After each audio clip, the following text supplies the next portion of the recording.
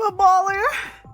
Yeah, guys, I'm a baller. I'm like officially a baller now. I got my first real commission. That's what this is. Yes, we can all meet at the local 5-star restaurant now. Everyone pull up to the Cheesecake Factory.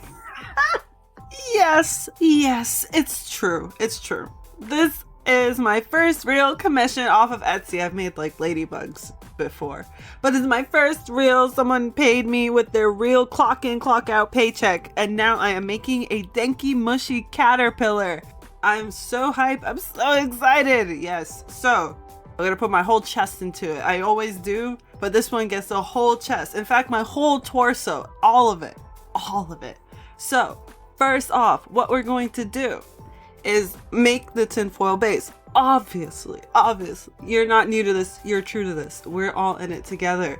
I'm going to start off with a tinfoil base, and then we are going to wrap it in clay. I actually switched it up. I'm using 2 different kinds of clay this time. One is going to be Sculpey Premo, and the other is just going to be Sculpey Original, which I got at Walmart in a crunch. And we're going to wrap that, and I'm going to give it a little hump, because if you look at the Denki Mushi by its head, it has a little hump. So I just put that in, I get out of the way, and I just take one of my indent tools and I go around the entire circumference of the Denki Mushi to put the little space that will make the wiggle parts, because this caterpillar is basically like my nascent slugworm. It's a caterpillar that doesn't really have legs. It moves like a slug, but it's not a slug. It's a caterpillar. So don't get that twisted.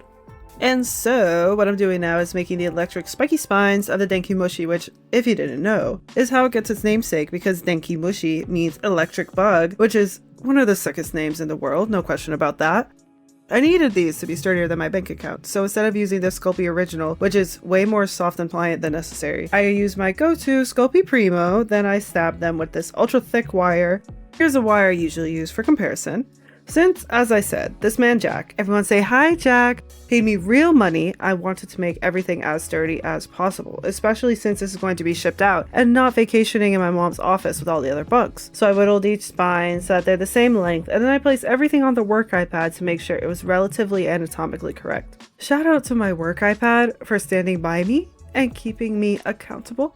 I wouldn't be the man I am today without my work iPad. Okay, I'm now putting in the spines, but since there is literally tinfoil at the heart of this thing, I cut down a few of them if they were fighting with the tinfoil on the inside too much. Then I inserted them using my grippy tool on the wire so that I wouldn't distort the clay with the pressure of my fingies.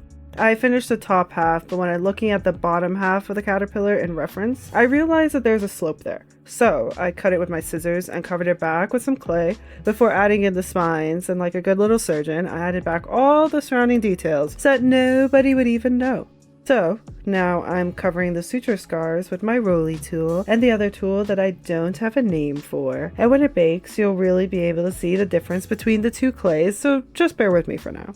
And what I'm doing after that is making yet another set of spines, because all around the Denki Mushi are going to have different thicknesses and different lengths. So that's what I'm doing. I'm making a completely different batch because the ones on the top are the longest, which makes sense because those would probably be the most offensive ones. I had to catch myself here though, because I nearly took an L, and I can't take any L's on this. So I looked at the reference photo, because you know I tend to not look at the reference photos, and they are spines. They're spines. So I had to take my little cosmetic scissors and make them spiny, obviously. And now it looks like a little weapon, and I like that a lot. So maybe I should start making weapons on a second channel, and I'll add that to my short list of ridiculous ideas for the future. Back to the task at hand, we've made the club part of the spines. Now we have to make the spine perimeter. If I remember correctly, there are about 8 of them on each side. Those ones are really small and really conical, so I had to make all of them. So I did all of these over the course of an entire business day. And I watched the entirety of Girls Season 1, which, by the way, so embarrassing. If anyone's ever seen that show, it's torturously embarrassing. And I was too embarrassed to continue after I watched the first season of Girls, so I watched the first season of Solar Opposites instead. Because I've seen every episode of Rick and Morty about 12 times, and I needed something new by then. So I needed something new, and by the time I was finished with those 2, I was done. Thank God. I smooshed in some room for the face, but I'm just leaving room for it. I'll come back to it post-bake. I saw this trick online that saves you from thumbprints on your clay by rubbing it with cornstarch, and zooey mama, it actually worked. But we can't celebrate too hard because once again, I remembered to actually look at my reference photo and I realized that the little spikes at the top were too long, so I had to cut them down. But now the little stubs are the right size, so no real complaints there. All of the spikes are much thicker than they would be in real life, but that's something I had to do because it has to be able to support all the wires that I'm going to put into this thing. Ha! Speaking of wires, now we've got to the real beef of this thing. The real creme de la creme of this pie that I cooked over the course of 2 consecutive days in my little dungeon. We are going to take the wire and cut every single piece individually, then put them in individually, starting with the little stubs, then moving to the bottom perimeter, then moving to the last small ones, which we had to finish up before getting to the big guns. It was at this point that I remembered that I'm a YouTuber and I should actually show you the process for real. So as I said, I cut every single one and cut myself with the little wire pieces somehow. And to ensure that the wires would stop flying all over the place, I made a little kindergarten bowl to catch them all. And once the throbbing in my fingers got to be too much, I gave the little bowl a little pat on its tummy to get them back out. Then I take each one with a tweezer, and I individually place all of them. And then we're done. Yay! Making the base of the body only took me about an hour and some change, so the rest of the 15 hours was me making all the spines and placing all the wires one by one. And I had so much fun doing it. Now that we've baked it, yay! You can see the difference between the 2 clays because my all-star Sculpey Premo is the one that's still starch white. What I'm going to do now is pat out the underside again because, as you can imagine, it baked with so many scratches and teeny little pieces of stray wire and little indents from my nails, which are a bit long, so I saved myself the urge to purge by waiting until after it baked one time to do this cosmetic procedure, where I rolled down a super thin piece of clay and gaslight everybody into thinking that it was always there and that it was always smooth.